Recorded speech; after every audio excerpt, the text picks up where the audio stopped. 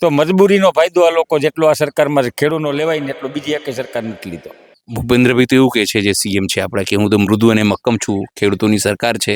એ મક્કમ છે ખેડૂતને મારવા માટે. એને તો એવું જ લાગે છે કે અમે ગુજરાતમાં વિકાસ કર્યો છે, વિકાસનો બાબુ એનો ગઈઢો થઈ ગયો છે અને હવે પરિવર્તન સિવાય કોઈ વિકલ્પ છે નહીં. હિન્દુ ખતરામાં આજે ક્યાં ખતરામાં છે? કોંગ્રેસ હતી 60 વર્ષ 70 વર્ષ, આપણે ક્યાંય ખતરામાં તો નહોતા. વિશ્વાસ છે ને વડાપ્રધાન ઉપર?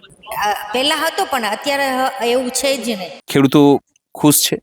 જોવો છો બધા કેવા ખુશ છે. તમે અહીંયા જે ઇન્ટરવ્યુ કરો ને એ તમારે અહીંયા પાર્લામેન્ટમાં જઈને કરવાનું છે. તમે કેટલું ભણેલા છો? ભણેલા હોય ને ખબર હોય, અભણ હોય ને કઈ ન ખબર પડે. દિલ્હીમાં એક ભાઈ ગયા છે, એ કહેતા હતા કે 2022 સુધી ખેડૂતોની આવક અમે બમણી કરી દઈશું. થઈ ગયું છે?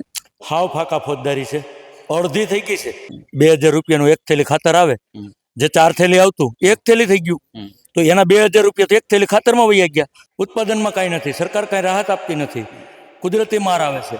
હવે સરકાર તો શું પોતાના આ પ્રજાના પૈસાએથી ખોટી એડવર્ટાઈઝો કરી અને જોરથી બોલવું, જૂઠું બોલવું, આવી સરકાર છે.